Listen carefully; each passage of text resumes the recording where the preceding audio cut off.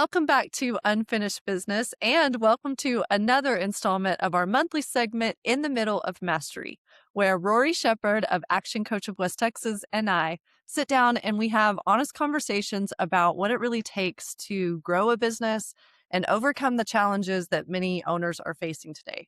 Because the truth is, most entrepreneurs don't quit in the beginning. They get stuck somewhere along the messy middle, and that's where these conversations really fit in. So Rory, I'm happy to have you back as always. Always a pleasure to talk to you. I am so excited to be here. So can't wait to talk about the messy middle. We're going to talk about some messy middle today, but here's where I want to you and I end up talking about health in some capacity on this show, whether that be the mindset or just, physical health and how that relates to, business ownership. But what I want to dig in today is the kind of health that many of us may be tempted to overlook or just flat out avoid, and that is financial health.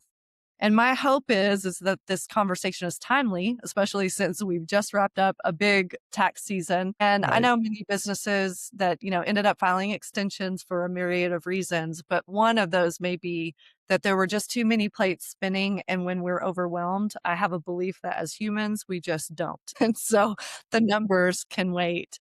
But we know that there's a real threat, and I know we've both seen it, where a business can really be thriving on the outside, so it seems, busy Yeah. schedule, activity, but behind the scenes, they could be in real trouble. And one of my biggest concerns right now, especially given the headlines and, all the news and just, additional inflation and a lot of insecurity, businesses are dealing with some tough stuff, and that's not slowing down, which affects our cash flow. And that we know leads to significant problems. So that's a long intro, but I'm curious to know from the businesses that you're coaching with right now, how would Mhm. you describe the financial health of small businesses in the economy through your lens, through our corner of the world? You hit on a whole bunch in that intro that is, spot on, whether it's, inflation, just pricing overall. We are still, you know, being impacted by some of the stuff with the closure of the Straits of Hormuz and gas prices. Since we talked last, gas prices have jumped $1, right? And that impacts everything. And there's a huge downstream effect on everything in supply chain when gas goes up. So oil prices drive a lot. I just sentiment around kind of where we are, kind of what's going on. And I even read a piece from Harvard Business Review about the negative impact on sentiment that has occurred, with the crisis in Iran. And so I think that's they it took a dip for the first time in 12 months, just overall CEO sentiment with the invasion into Iran, or the bombing in Iran, those kind of things. And so I think, you know, we're still on pins and needles. We're still concerned. If business owners were doing forecasts and doing budgeting, this scenario of the downstream effects on from supply chain weren't in most of those. At least not at this level. A 15% increase may have been there, but a 30% increase was not kind of part of what most people were expecting. And so it's put, it's put the brakes on some things. It's had some people, slow down a little bit, think about what they were doing, just a couple of additional steps. But I think that's a reality that has at least caused me to go back and just think about what could some of those additional scenarios be as I'm talking to, coaching clients and we're talking about the business. I was doing some scenario planning with a new business that just got a patent. They haven't gotten their first shipment of their product, but they'll start shipping probably this summer, selling this summer. I have a range on kind of good, better, best kind of range. And in that conversation, I said, maybe a 40% downside is not enough. Maybe we ought to be looking at something, bigger than that. So, I think there's a fourth scenario we ought to be looking at, what is absolutely worst case. And then, a little more conservative on those numbers. But so, kind of back to that, where are we financially and where are most businesses right now? I think everyday cash is king. And I think, we're a little bit lighter on cash in a lot of places with businesses than we were maybe 6 months or 8 months ago, just because this was an unexpected kind of hit that we've taken over the last few months. Help me understand that a little bit more. Where are you seeing the biggest shifts in what is putting strain on cash in businesses? So I think we're still seeing the suppliers increase prices on products or their freight charges, things like that. So if you're in I've got clients that are kind of in the service kind of industry, but have a lot of supplies that they provide, and they're getting price increase emails once a week saying, these products, the prices are increasing effective today or on the next shipment. And in a lot of cases, they have contracts that they've already signed or that they've made commitments to the clients, and they say, I can't push another price increase on. And so they're eating that price increase internally. So that lowers margin, has a negative impact on available cash. And then I think, that could be one. And then I think just from a consumer perspective, if I'm paying $1 more per gallon on gas, I'm trading down on products. So whether it's at the grocery store or which restaurants I'm going to or how many times I'm going out, I mean, all those things have a negative kind of impact over time that tightens cash, reduces top line sales, has an impact on margin, and then reduces that bottom line profit number or cash in the bank. So I mean, this kind of goes without saying. I mean, stress is going to be a big topic of Right. conversation, but I'm curious to know, when a business is coming to you right now saying, "What can we do? Oh my gosh." And, they're needing to prepare for the worst. You know, Mhm. what do those first conversations sound like? The easiest lever, right? I say the easiest lever, the fastest lever to pull is something around margin. So whether that's cutting internal costs, is there ability to make a price increase or to, pass along a little bit of those costs to your consumer. But the quickest fix on cash flow or bottom line profits is that margin lever that you can pull. If that's not enough or it's not something that you can pull, the next place I'm going to go to is where are you at converting potential leads into customers? That's easier on the service side than it is like in a retail business. But on the service side, you probably have enough leads, but your conversion rate is not as high as it could be or should be. And so that would be the second place that I would try to go to say, you probably have leads in your pipeline or leads that you've talked to over the last 6 to 12 months that you did not convert. Can we go back and find them? Right. I mean, and that's a very common conversation for me is kind of what is your conversion rate? If I'm talking to a new client, we're trying to understand kind of the business overall. And in most cases, we're a little optimistic on how good we are at converting leads into customers. I mean, I've got some really good examples where they said, we're great. We're in the 70 or 80% range. If we got a lead, we're converting them to customers. And when you go do the real math, it's closer to 8 or 10%, not 70 or 80, right? And so there's possibilities and capability there that you can get more top line sales that can provide some relief. I'm curious to ask a follow-up question within that, because, we work in similar but also different niche Mhm. spaces, but do you find that most of the businesses that you work with have visibility to that map? Like, are they actually tracking it? What do you find most often? Most often they're not tracking it, and that's why they say we're at 70 or 80% when the number when you do the math is 10% or 15%. When you spend the time to do the math, we figure out that we're not near as good as what we thought we were. And the other part is what are we defining as a lead, right? And we can get into is it a marketing qualified lead or a sales qualified lead, or is it that he's got an impression on Facebook? Well, Yeah, to me, exactly. that's not really a lead, right? I mean, and so in some cases, if that's the way they're thinking about it, is we had 1,000 impressions and we only got one person, well, then their conversion rate's horrible. But most of those 1,000 impressions weren't qualified leads from a marketing perspective. So I would slim that number down just to start. So, I mean, it can be on either end of that spectrum, but in most cases, we're not tracking those numbers at a level that we should be. Yeah. I mean, especially on the small business side. Retail, it's almost impossible to do, right? I mean, now how many people walk in the door versus how many people walk out with making a purchase? That's a little bit easier on the tracking side. And in that case, like if you're in the restaurant business, you're 99% plus. If they walk in, they're making a purchase. Yeah. So Yeah. you got either end of that spectrum. And we talked a lot last time, most of us, if we were grading ourselves on communicating with current clients, everyone's so focused on new, but the cost of, acquiring a new client is so much greater than converting That is someone. the most, yeah, yeah. Getting new leads, right, is the most expensive part of that formula of going from lead all the way down to pure profit dollars. Customers that are already in the pipeline are way cheaper, always. If we're not communicating with them enough, to your point, if that's a lever that we need to paying attention to, Mhm. particularly in inflationary periods of time, and we're not, it's just a tactic that's going and, missed.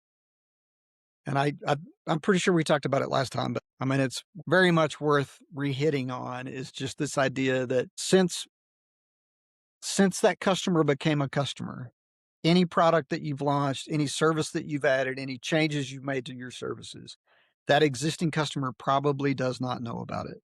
And so just having that communication, whether that's email, newsletter, sit down once a quarter and just talk about all the new things that we've got going on. There should be something that you can do to have that conversation to make sure they know what you have available. I mean, had a conversation over coffee this week and had a relationship for 4 years with this individual. And the comment they made was, I really don't know all the things that you do. Right. I mean, we've been in business and doing things together for 4 years, and still I'm pretty sure I don't know all the things that you do. And so I think that communication all the time is important. Absolutely. Well, I want to address, some newer business owners who maybe fell into running a business and didn't go Okay. to business school and, they have a great product. They got excited because they turned the passion into a business and kind of fell into this.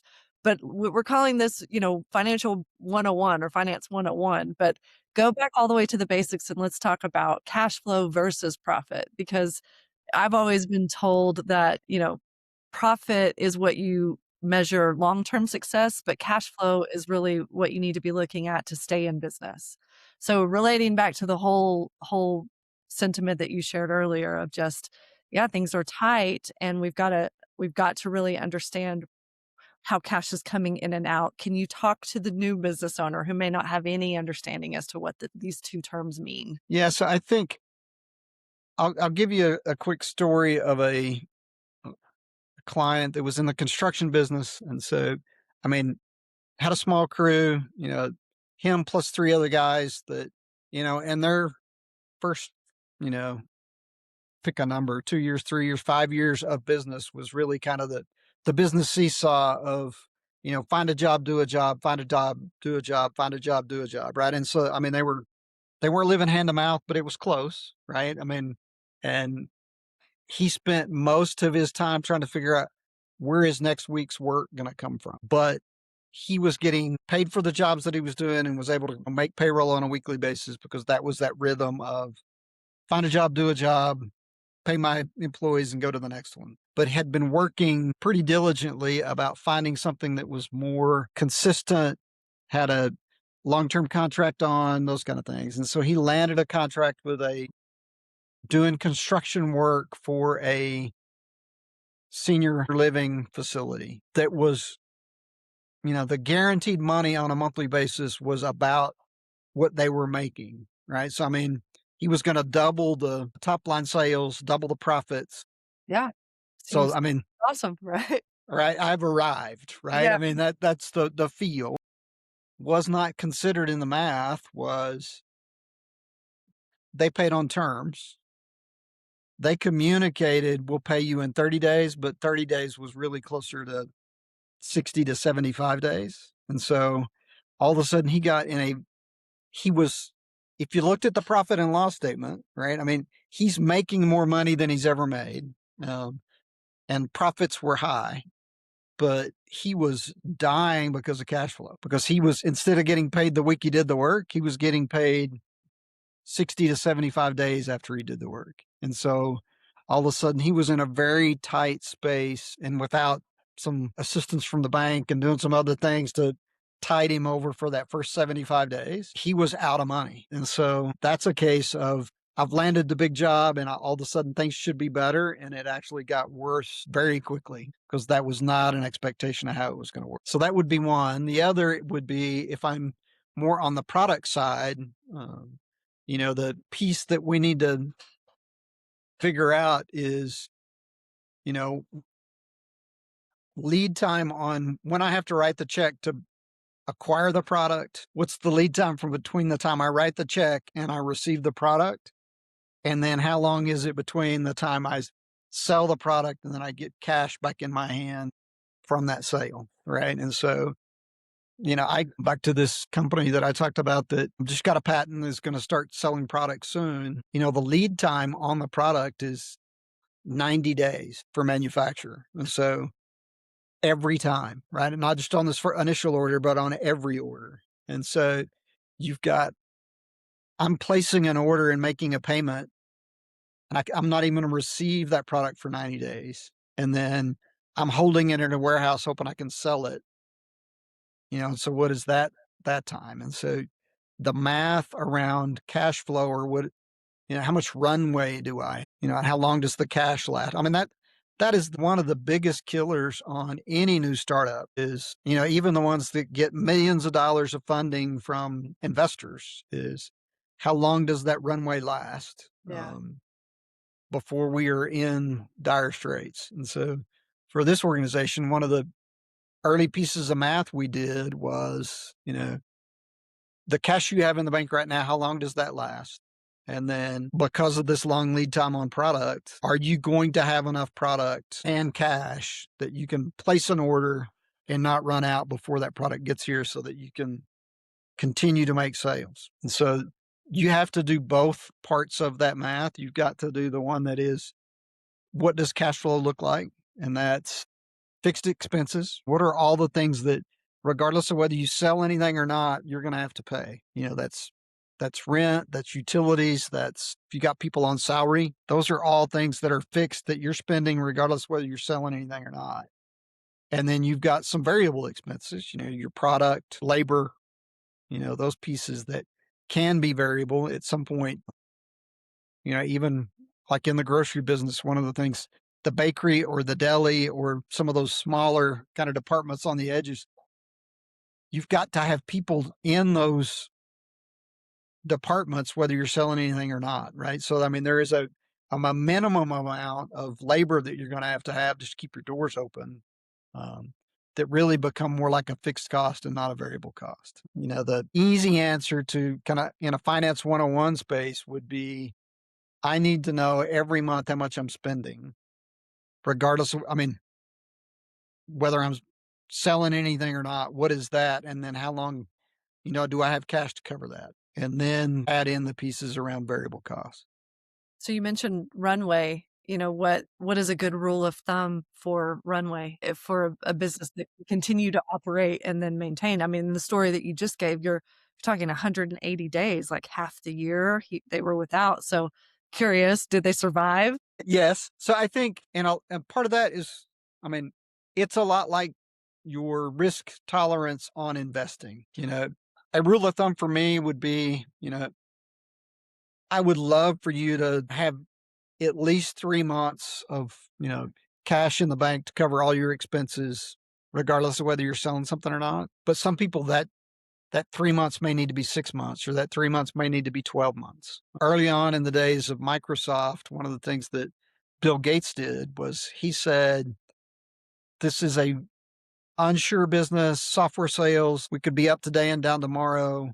So he had 12 months of salaries for his employees in the bank at all times, just because he didn't want to be in a spot to where that, he could put his biggest asset, which was his talent, at risk because he wasn't having sales. So part of that is your risk tolerance, but I normally start with a rule of thumb of 3 months, but then back to this idea, 3 months may not be near enough, right? It may need to be 4 or 5 or 6 months. And we are always overly optimistic. Even when I say this is my pessimistic view, it's still probably pretty optimistic. And so runway, you can get to the end of it really pretty quickly. So Well, to your point, I think something that really surprised me, and I had this conversation a lot during that period of time, but during COVID, how many restaurants, as a model went under during that time. And I know that they operate on very thin margins, but I was very surprised to see the number of closures that we ended up having in that time, simply probably, because of what you're saying. And Yeah, they have the same, variable costs and then I can't even imagine that situation, but especially early in that COVID, it feels like it was so long ago. It's just 5 years ago, right? But, that whole piece of sales dropped like crazy March and April. I mean, those were horrible months, but we didn't know what we didn't know, and so a lot of people were paying employees their regular wages even though the doors were closed, so that thinking it was gonna last 2 weeks or 3 weeks, and if no cash is coming in and all your cash is going out, you have to have a lot of reserve to be able to handle. so we're talking about all these pressure points now of different areas where you can get stuck. But, what is the most common mistake that you see owners make when they're under this type of financial pressure? What reaction do they have that could potentially make it much worse? I think there's on the spectrum, on the big company side, one of the key things that happens with large companies is we did all the math when we launched a product. We know what the margins were, what the profitability should be. That kind of thought process went in and it was very thoughtful, very planful. But then over time, we allowed that margin to erode and didn't check on it or didn't follow up on it or didn't understand that the numbers aren't what they used to be. And so it's a little bit about, you know, I need to know by line of business and by product, what is my profitability on an ongoing basis? And don't just think because when we launched it 24 months ago, it had 25% margin that it still has 25% today Yeah. because it doesn't. If I haven't done anything, I guarantee you the margin has eroded. Well, So and that on the big company, sorry, I was just gonna mention because you may think, like, services are probably the most vulnerable to this too, because you have the flexibility to, alter pricing to try to win the job, so that's right. yeah.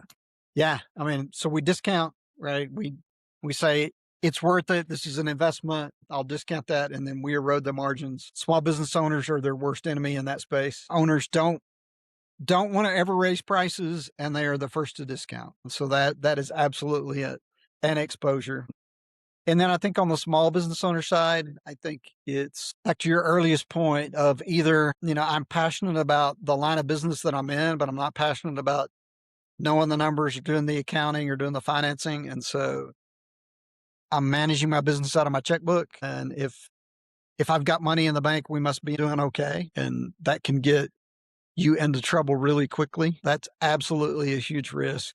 I got a really good friend who has a term called cash weeklies, but basically all that is how much money do you have to have by week to run your business? And you budget it in that way. And so for the week that's next Monday through Friday, if you say you need $2,000 to run the business, that's all you put in that checking account to run the business next week. And when you're out of money, you're out of money. It's kind of the Dave Ramsey process of kind of cash management. You're in charge of saying, I know how much money I need to spend next week. And I do my allocation into the account where that money can come out, but I don't allow myself to spend more than. That's a great tip. I'd never thought about that. Yeah. I love the envelope theory of Dave Ramsey, but I've never thought about how that might apply the same way to a business. But I can see, just even mindset, like if you look at the account and you see that there's, receivables coming in, you think I'm good. And so Yep. someone comes to you with a great idea. And I think naturally a lot of, owners are entrepreneurs by nature. So they have a tolerance for risk. So we say yes, too quickly. Yeah. Jim's point was just that the two sides of that are one, I need to have enough discipline to know the money that I'm going to spend next week. Um, when does the utility bill come in? When does that subscription for the software come in? When does that, I mean, all those things by week and by day, when does that check need to be written or when is that going to have an automatic draw on my account, whatever that is. And then if there's that new great idea that I do need to invest in, I need to go back and look and say, okay, well, I've already done my allocation for next week. So is it 2 weeks out or 3 weeks out, or do we need to do some analysis and that's a month from now? But you're right. We're always too quick to pull the trigger and write the check today without thinking about what those implications may be. Love that tip. I love that tip.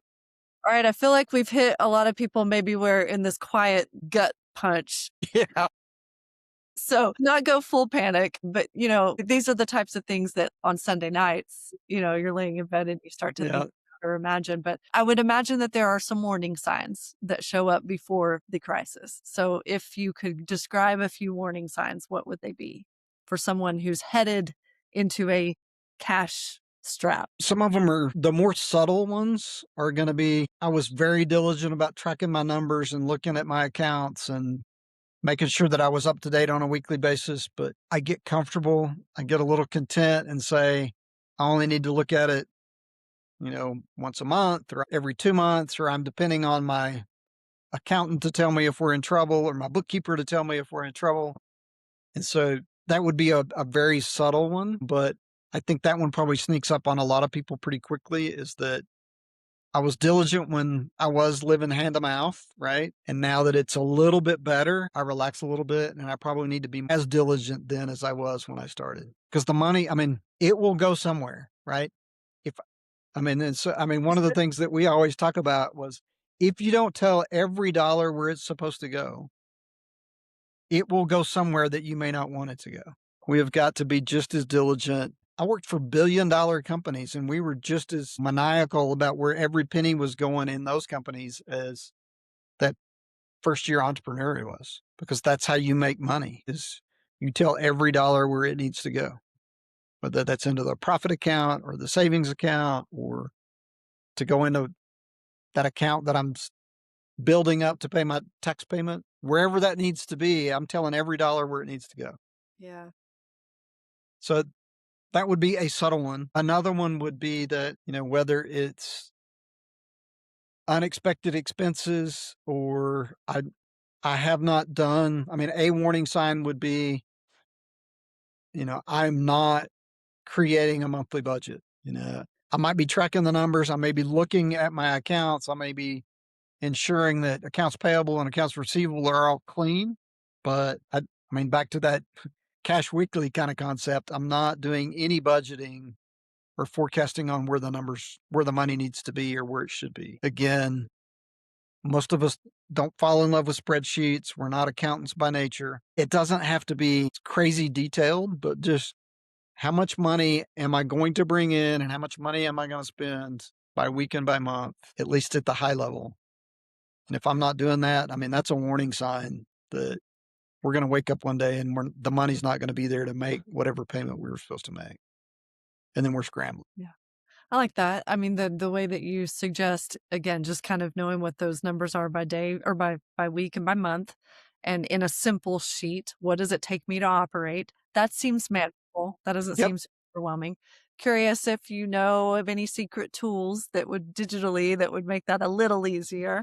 I will tell you, whether you use, whatever accounting package it is, QuickBooks or Zero or what, we can have way too many accounts. We can think we're breaking it down to this level of detail because that's how we're supposed to do business. Simple spreadsheet with, 10 or 15 lines is probably good enough for most of us. It may be more than 15 lines, but it doesn't have to be crazy extensive.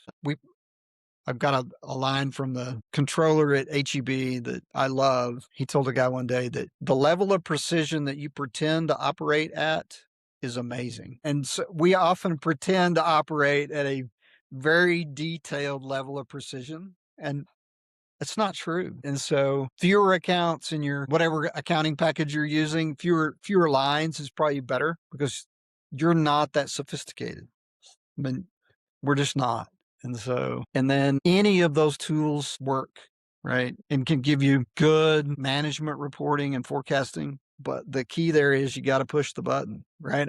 So if you're not running the report, you're not going to have the insight. If you're not doing, all the data's not getting into that system, whatever it is, whether it's your spreadsheet or QuickBooks or Zero or whatever it is, I can't run the report. Way more important to capture all that than it is to pretend to have a very sophisticated set of accounts to report on how we're doing. Fair. How often? There's plates spinning, to what we alluded to earlier, or Yeah. a lot of business owners that just, file an extension because Yeah. so How long's your sales cycle? I mean, I'm gonna that's gonna be a question that has to be asked, right? So, you know, it, again, if I'm in a retail space or I'm in a restaurant or a grocery space, I mean, my sales cycle is very short. Lead time's very short, but consequently, that means I probably need to be reporting on a, you know, weekly basis at a minimum. The longer my sales cycles are, the more predictable my sales are. I might be able to go a little bit longer. You should be running reports on a monthly basis, but I think if I've got very irregular sales and very long sales cycles, I've got to have longer runways. I've got to have more money in reserve to cover that. On a weekly basis, things may not be changing, but I should still be reporting on a monthly basis just to know where I am. Yeah, and we gotta start finding a system Yep. Yeah. in that curve, right? Yep. Okay, so talk to me about, let's compare this to going to the doctor. We have a symptom, you've given us some clear warning signs. Many of us avoid going to the doctor thinking we Yeah. could figure it out, just like we were avoiding looking at the numbers. Talk to me or describe, when you are coaching clients, like the psychology behind this. Why do you think even really, really driven owners avoid looking at this? What are they really afraid of? So I had this very conversation today with a CFO of a very large organization talking about the CEO who is very entrepreneurial. And so he's making investments and buying companies and doing things that, by every measure, financially don't make a lot of sense. Part of that psychology is if I'm not looking at the numbers or I'm ignoring what the numbers are telling me, there's a fear of either failing. And so I don't want to see the numbers because I'm afraid it's going to tell me I'm not doing it as good as I thought I should. Or others, which may actually be this second case that I was talking about this afternoon, is I'm actually afraid of succeeding.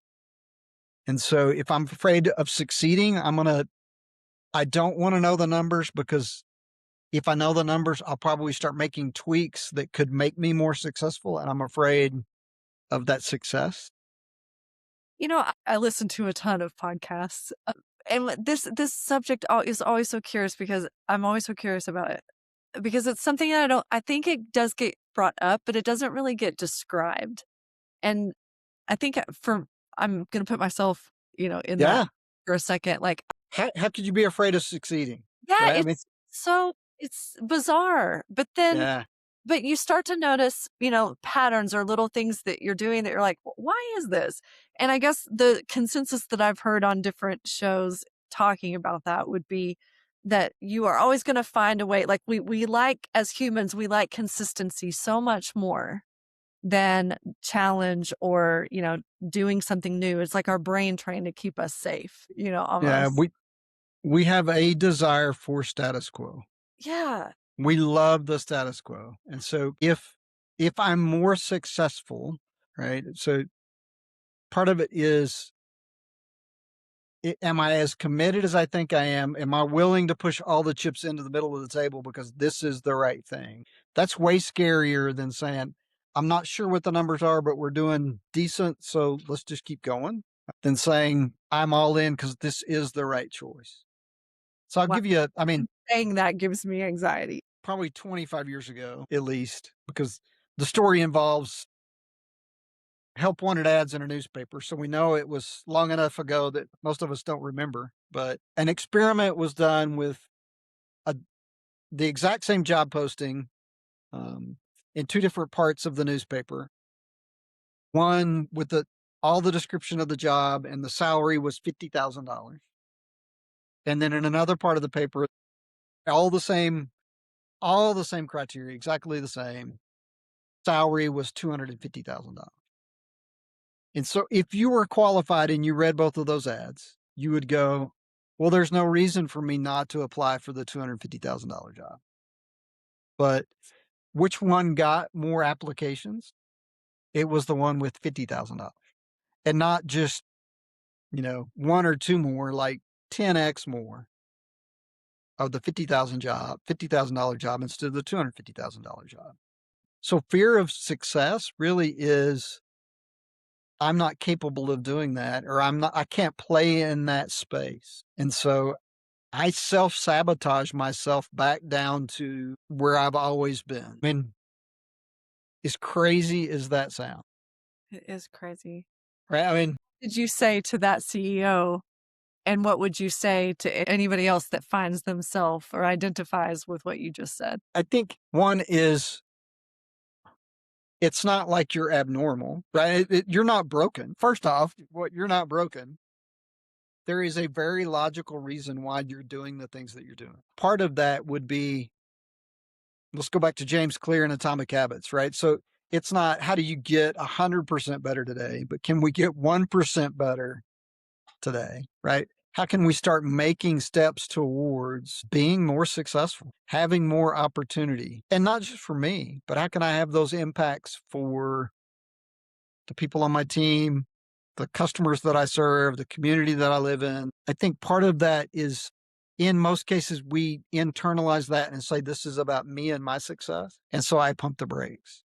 If I say it's about how can I have a bigger impact in the lives of all those other people, I might be willing to start making changes to get better, to be more successful. And then the other part is, after we went through that conversation about the CEO, I really think it probably wasn't fear of either failing or succeeding, was he didn't want to be put in a box of discipline of doing what it took on a daily and weekly grind basis to be more successful. And that's again, don't control me, or don't tell me I have to be, consistent and predictable and repeatable. That might be the death nail in a whole bunch of our coffins. I Well, don't want somebody to, that's a lot of reason people get in business for themselves is to be able yes, to manage and direct. But, so much of what we continue to talk about is discipline it is the path to success. yes, it is. Yeah. So describe how what you've seen, how does having financial clarity in particular actually change the way that someone leads or shows up, not just for themselves and the business, but for their employees, their team and their family. Well, a couple of words that you used early on were stress and over. And I think when I am under high, either self-inflicted stress or just stress in general, right, I don't show up as well for my family or the community or my team. So financial clarity gives you confidence and reduces stress. Financial clarity allows you to slow down, listen, engage with your employees, engage with your customers at a level that, if I am worried about, you know, how am I going to make payroll next week, or I don't know if I'm going to make payroll, but I don't want to go look, right? I mean, there's no way I'm as present for my team or for my customers or for my family when I get home. If I got a whole bunch of financial stress at work, I'm not engaged when I get home. And so I think there's all the downside when I don't have financial clarity, and only upside when I do. Mike Malkowitz wrote a book called Profit First, where he changes the formula and says, instead of, top line sales minus liabilities equals profit, he's like, no, it should be top line sales minus profit gives me what I have available to spend on expenses. I need to figure out what my profitability should be on a weekly or monthly basis. Again, I think that's part of the financial clarity is, I need to be able to say, this is the amount of money that should be going into this reserve account or my runway account or whatever you call it, right? So that I know I can make it. That clarity reduces stress and overwhelm so And much. besides decision making, that's what I took Yes. away when you were, Yeah. that part of the overwhelm. Well, I suspect that this is a good place to talk about a special tool that could help us build a little more routine and discipline into our daily lives. You want to share a little bit more about that? Yeah, so, for me, right, one of the things that I know about me is, when I have routine, when I have process, when I have discipline in my life, things go better for me. And so I saw it for myself. And so for years, I've been doing things around those kind of activities of daily prayer, daily Bible reading, scheduling my week, pre planning my days, doing those kind of activities. But I also saw when I started into the coaching world that I wasn't alone. All my clients had the same problems. And so for a number of years, we had single sheets kind of process that I would share with clients to say, this might help you. And consistently, I got a request to say, you ought to make this into a planner or a journal or have the ability for me to have a book instead of me having to print out a whole bunch of single pages that I can't keep track of. Right. And so about 9 months ago, 10 months ago, we created our first Anchor Points journal that has just that, right? So yep, there you go. It's a weekly, it really starts at a monthly level, weekly planner, daily planner. But for me, the highest value is every day is a 2-page spread, and the left-hand side is really the discipline side of that 2-page spread, which is I go through daily affirmations or I am statements. I go through gratitude statements, which are those anchors on what am I grateful for.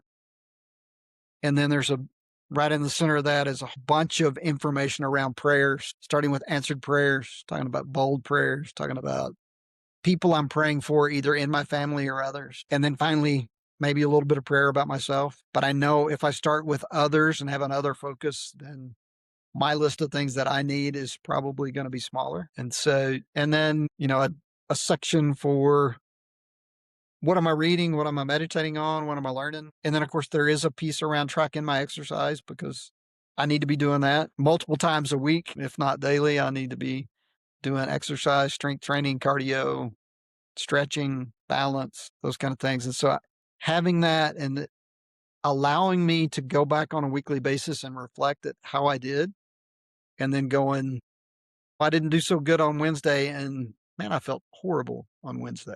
I didn't I didn't spend any time in prayer. I didn't do my gratitude statements on Wednesday. It gives you a different perspective and lets you be in more control. When I was at Whataburger, one of the things that we had corporate governance, how we ran things, what were our processes, what were our procedures, those kind of things. And our COO, one of the things that Dino told me one day was that governance should be grease and not gravel. So it should make things go faster and smoother, not be gravel in the cogs of the way the corporation ran, right?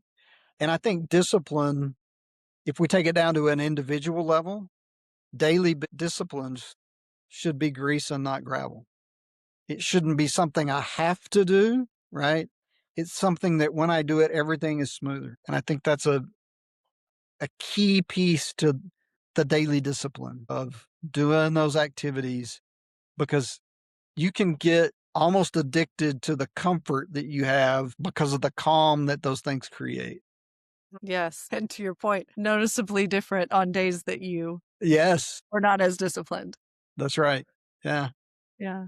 Well, it is a very special product, and I'm very excited to offer any listeners to Unfinished Business a special promo code that we'll make sure is linked in the show notes to experiment and get your very own Anchor Points journal. I can just vouch not only for Rory and the time and energy and effort that I know that he's put into it, years of working with clients that went into making it, but just a testament in my own life. I think what I appreciate the most is just noticing the patterns in me in how I show up on days that I do and days that I don't. Yeah.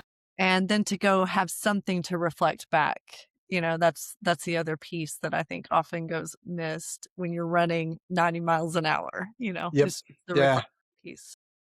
And I would just, that reflection piece, always go to sports, right? But your favorite sports team, right? I mean, you have full expectation that whether they won yesterday or lost yesterday, that today they're watching game film, right? They're looking at what worked, what didn't work, what can they do different next time. And how many of us as business owners or business leaders, we get to whatever quitting time is, 5 o'clock, 6 o'clock, 8 o'clock, right? Whatever that time is. And I just I slam the laptop shut and I leave, right? As opposed to taking 3 minutes to go, what worked well today? What didn't work well today, right? What mistake did I make when I was talking to customers that I need to make sure I don't make that mistake again? But spending just 3 to 5 minutes in reflection at the end of every day can make you better at anything that you do. Thank you for that. Thank you for another incredible conversation. This has been very valuable. I know several people I'm going to be sharing this with, so Awesome. do the same. And until next time, everybody, hang in there. Thanks. Thanks, Kimberly.